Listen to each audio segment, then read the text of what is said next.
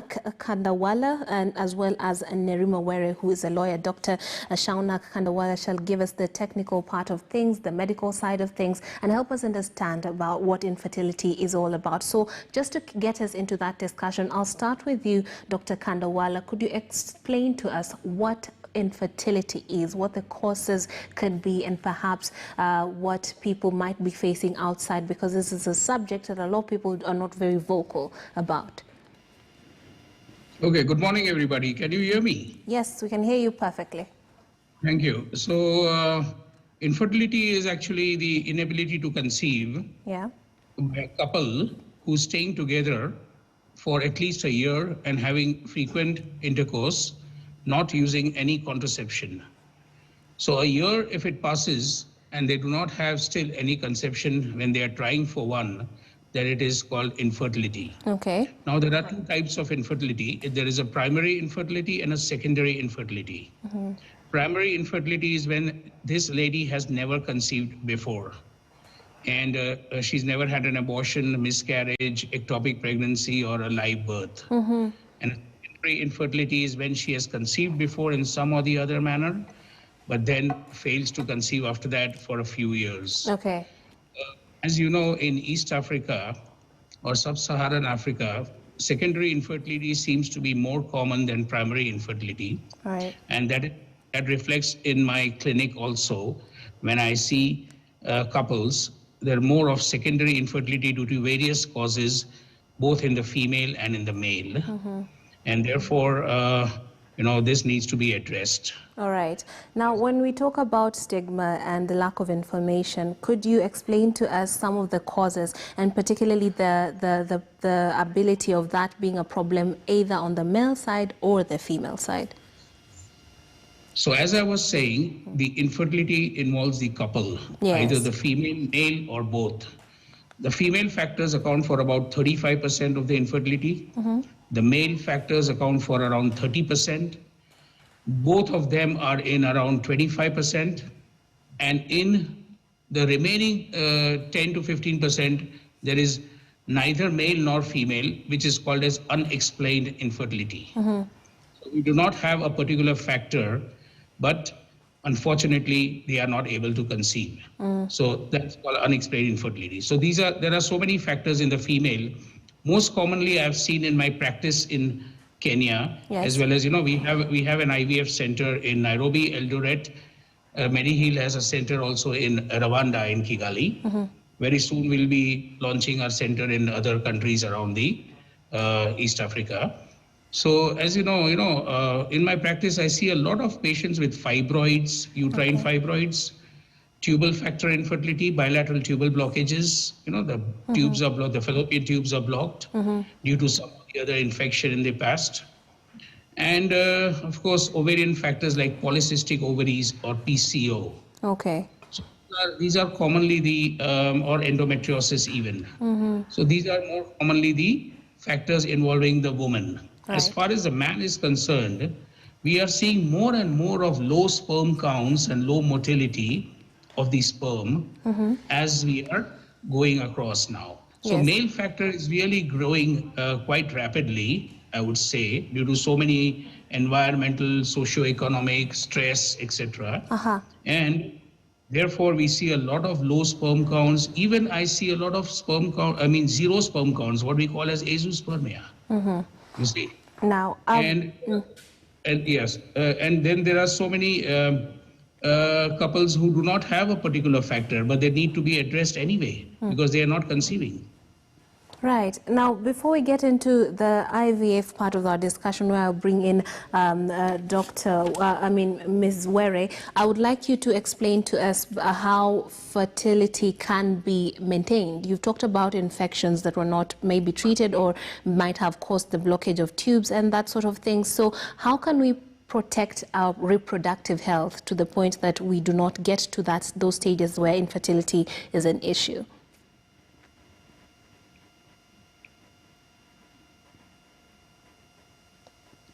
Dr. Kandwala, can you hear me? Oh, sorry, it wasn't for me. Yes, I thought I'm sorry. You were saying? I'm asking, how can we protect our reproductive health to the point that we're not looking at options such as IVF for treatment? Because I've heard you talking about infections that are not treated, or some sort of environmental issues and stress that actually could lead to... Yes, so how can we protect ourselves? Yeah, you cannot do anything about stress because, stress is there in life everywhere and for everyone. But as far as reproductive health protection is concerned, I would say frequent use of contraception is bad.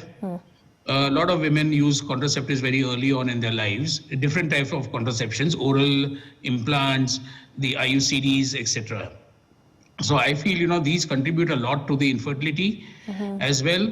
And I would say, you should try to, if it's possible, you should try to have a pregnancy as soon as possible, in a younger age, while you are in your late 20s or early 30s, because as you know, the maternal or the female age is very important factor. Yes. As a woman grows older, she tends to lose her fertility at a certain age, unlike the man. So the best fertility is achieved, even that reflects in our IVF results. The best fertility is achieved between the age of 25 and 35 years of the woman. And after 35, there is a slow decline, and then there is a rapid decline after 40 years, to the extent that, after 40 years, it's almost impossible to conceive. So the pregnancy, to try to get pregnant in that age, between 25 and 35 is the best thing, so that, you do not have a problem later on in life.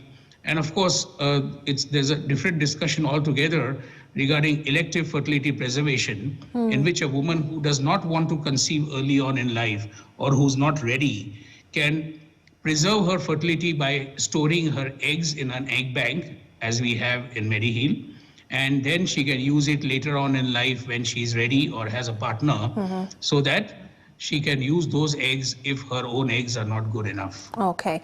Now, I'd like to bring Ms. Were into this discussion to tell us about our treatment options and what the law has in store for us in terms of getting this sort of rights.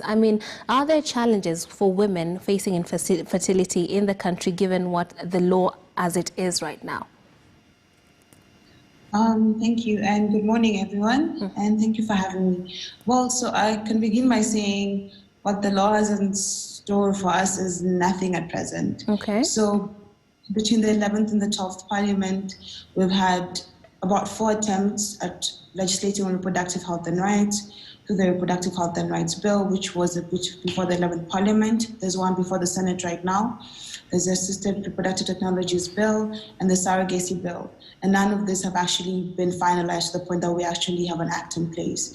So I think the biggest challenges we see come actually with surrogacy, whereby we have had surrogacy agreements in this country that have bore children, but without clear guidelines on what was going to happen with those children. We've had 2 cases before the High Court in Kenya, whereby commissioning parents had a surrogate in place, and when the child was born, the surrogate mother was the one that was registered on the birth certificate of the child, and the genetic mother, if it was non-gestational, if it was gestational surrogacy or traditional surrogacy, the mother who had commissioned the surrogate was then forced to go through a process of adoption. Yeah. And in both these cases noted that there's need for us to legislate upon surrogacy and to ensure that we are clear on who has the right. And a number of issues arise also when we discuss IVF, because the right to reproductive health includes or is really encompassed by the right to have children and to choose when and the spacing of those children. So the when is very key.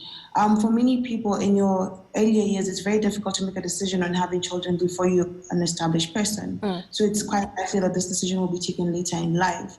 But if you don't have the proper framework to guide that decision later in life, especially around information, so some of the things that we're hearing from the doctor, most people don't get to understand these risks of maybe not having a child early in life or not having a child in a specific window until they're older, because it's not information that's readily provided, whether by the government in early years or even when being provided with contraceptives. So a lot of the times we have to ask the question is, what does the Access to Information Act require, and also what does health information mean, especially when talking about promotive health and preventive health. And the right to reproductive health information is guaranteed in the Health Act.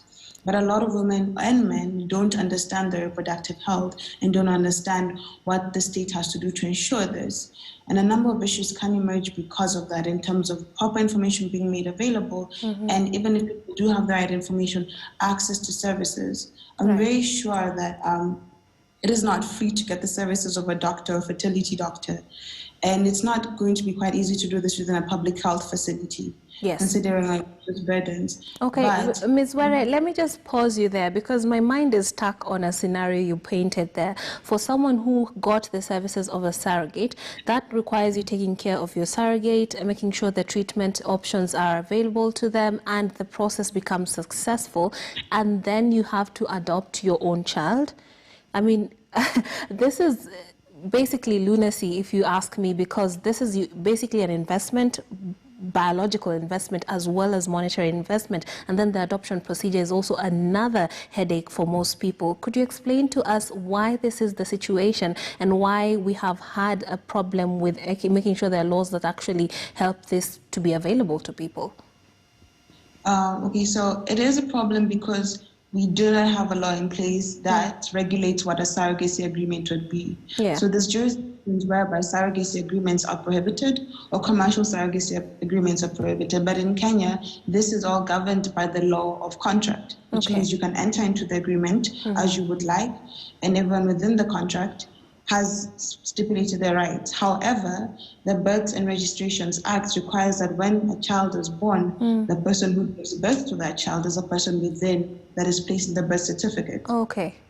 For the surrogate mother, you will have your name there whether or not your contract says it's someone else's. So then, and then yes. Go on. So then after you have this child for someone else, then you have to go through the process. And then this other person perhaps has to fund the whole adoption situation and go through the processes. And explain to us why this can be difficult for those people involved. Can I just touch upon a topic here, if you don't mind? I'm sorry for butting in. Yes, please. Yes, please. It's regarding this law, it's very important to have a law in the country as far as the ART bill, I mean, there are so many countries which are grappling with this, especially the developing countries. Even India, I mean, in India, they planned to introduce this ART bills a long time back, but it's still on the table and not yet been enacted. The act has not been enacted yet. So similarly in Kenya, the bill is already made, everything is there in place, but it has to be enacted.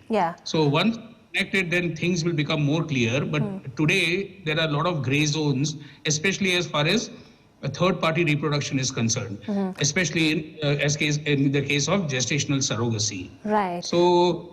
And in the name of that, there are so many exploitations taking place, So, Medihill has made it a policy not to do surrogacy at all till the law is clear as far as our the policy is concerned, the national policy on this particular topic. Yeah, Dr. It's okay. Dr. Kandwana, when you meet your patients, do you encounter sort of ignorance surrounding all these processes, and whose responsibility should it be to ensure that people know what their rights are and what the law says and what they might be facing, lest they just bump into that need to adopt their own child later on? Yeah, but as I told you, we do not do surrogacy, and they can go somewhere else to do it if they want. But once upon a time in India, we used to do a lot of surrogacy, and that was for a lot of these foreign patients who used to come to the Indian soils because they used to find the gestational surrogacy much cheaper doing it in India rather than in their own country, like in US, Australia, UK, or the European countries, etc. So, and there are a lot, as I told you, there are a lot of gray zones, because sometimes the surrogate, of course, if the surrogate is known to the biological parents, if they bring the surrogate themselves, then it becomes much more simpler because, they have their own contract or the relation and everything. But otherwise, if there is a contractual surrogacy, then there could be a lot of complications, problems, as far as the surrogate is concerned, as far as the biological parents is concerned, as far as the relationship between the two are concerned, and how the surrogate would, because the surrogate is an independent woman. She is not dependent, except for financial, she is not dependent upon the biological parents. So she could go her own way and do something, which the biological parents may not want. Okay. Now, Ms. Were, could you finish your thought? You were explaining to us what we need to be understanding about the law and these fertility processes. All right, thanks. So you asked me to paint a picture for you when it comes to surrogacy. So I can just actually use the facts of the case that was litigated upon. It's JLN versus Director of Children's Services. And basically in that case, the commissioning parents had a surrogate, which was gestational surrogacy. And upon the birth of the children, because they had the surrogacy agreement, the hospital was confused as to who to register on the birth certificate. And what they then thought to do was, instead of registering the surrogate mother or registering either of the parents, they opted to put the children in a home in terms of the Children's Act, in like if there was kind of like the children in need of care and protection, which then meant that there was a lot of distress for the parents trying to now access the children. These were twins in a children's home, having to go to court to assert their rights to their children, and noting that the surrogate mother at that time did not want to be registered on those children's birth certificate. So this was a process that took a few years before they could actually finalize. Obviously, we got urgent orders, obviously, immediately to have the children removed.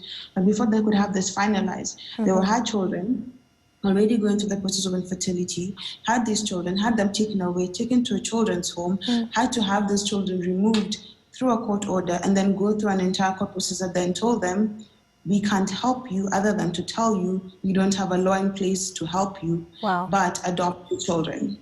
Which is basically how that ended. And the case that followed asserted this view. And each of those cases have said to the legislator, you need to put a law in place. And the main concern is that the parliament, both the 11th and the 12th parliament, has pronounced itself upon these issues, but refuses to execute its mandate and put a law in place, despite Article 43(1)(a), which states that there is a right to reproductive health. Now, let's right to found a family, and this is also in our constitution as well as in the African Charter on Human and People's Rights. And despite these rights, our parliament is not pronouncing itself. All right. Now let's get a first-hand view of this situation. We have Esther Nyambura, who has experienced this for herself. She has gone through infertility and a treatment for it, and she's coming to us via phone link. Good morning, Esther. Good morning to you, madam. Yeah, if you can hear me loud and clear, I'd like to get your personal journey, a narration of what you went through as you tried to bring life to this world. Yes, thank you so much for having me. I tried to conceive for 13 years. Wow. I was not able to, having married. And I tried to raise at a rate of 32 years. So I had a problem with prostitute. Okay. I went to the theater. They tried to unblock. It didn't work. Then I went home, discovered. Then later on, I went to Dr. Nore. Right. I went for IVF. Okay. Now, I'd like you to, before we get into IVF, tell us the sort of experience socially. Did you face stigma, and were you able to find the right treatment or information surrounding infertility? Number one, I didn't even know anything to do with IVF. Then when I was in secondary school, I had problems of at least my periods. I had some infection, but my mother never took me to the hospital. I think that is where the problem started. Okay. I would not know. I'm scratching my private part. Nobody is telling me what is happening to myself. Even in school, there is nobody who is educating me when I'm young at that age, telling me what I'm supposed to do. Okay. So I would scratch my private part. What would I use? Oil. And being a teacher, today I understand it very clearly that if I was sick, it was taught in early ages, in primary school and secondary school. I won't be having this infertility problem at all. Okay, so it was largely a problem of information and knowing what to do. Yes, as a young girl, and of course maybe being surrounded by adults who also were not, affording you the kind of attention that you needed as far as that issue goes. Very correct. Yes, so now we get to a point where you need treatment. You need to have a child. You're trying to have a child for 13 long years, over a decade. That's a long time. And then you get to being told to the information of IVF. Tell me what hope this brought into your life. I was very positive because I thought that this will solve my problem. But after going so many for prayers and all that, then I went to my parents because my husband would not have afforded it. Yeah. I told my father that I need some cash. He told me nothing like that can work. Travel profession. He told me that it's waste of resources. Okay, now I'd like you to hang on to your thought on that as we go on and get into your experience with IVF. But remember, you can be a part of the conversation if you're watching from home or wherever you are, and tell us what you think and answer our Twitter poll question this morning. Do you think there is sufficient information surrounding infertility? Do you think there is adequate information to help address the stigma surrounding infertility? Amach Tricks Ingado. The hashtag to use is KTN Morning Express. We're going to go on a short break, and when we come back, we shall delve deeper into IVF and your treatment options for infertility.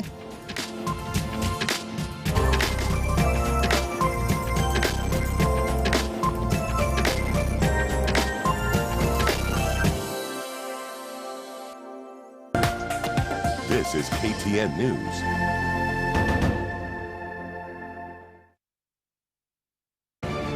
The Standard Group will bring you the 47 million reasons, giving hope to Kenyans through performances from our favorite musicians and inspiration from public figures alike as we fight through this pandemic.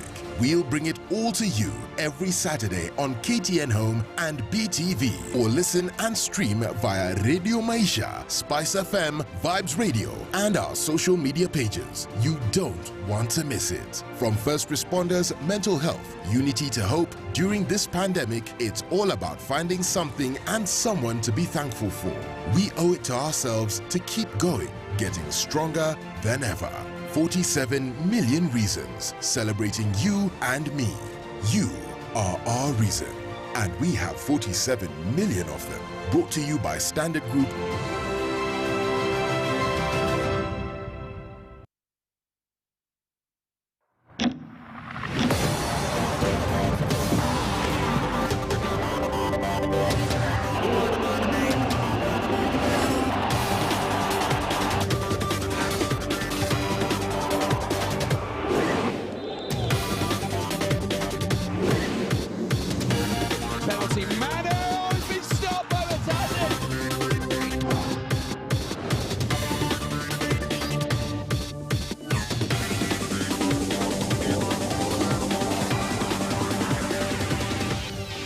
Because this new football season, this is football worth watching. Dial *423# to get a GoTV decoder and 1 month of GoTV Max for 1,999 shillings. GoTV. Live it, love it.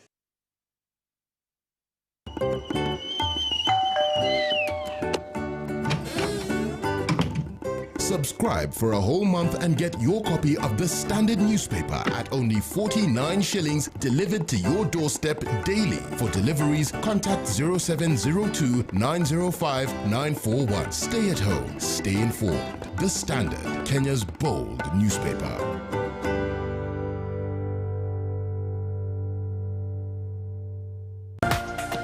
This is KTN News.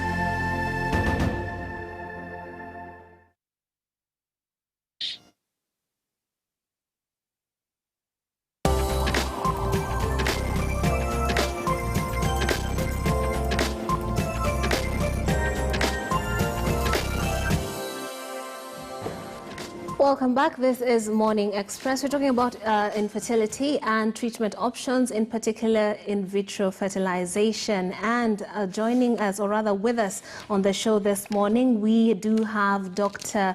Kandwala, who has been getting us informed of what to expect in terms of treatment, IVF. Some of the hurdles that we face as we try to get treatment for this include stigma, and of course the law sometimes is not on our side, and Nerima Were is with us this morning to tell us about that as well. So Nerima, I was asking you over the break what hurdles people can face when they're trying to get into in vitro fertilization. Just tell us about that before we get to the doctor to tell us what to expect for this as a treatment option, because we had Ms. Nyambura earlier on telling us that this was a hope and of course a solution that she had no idea about. So Nerima, over to you.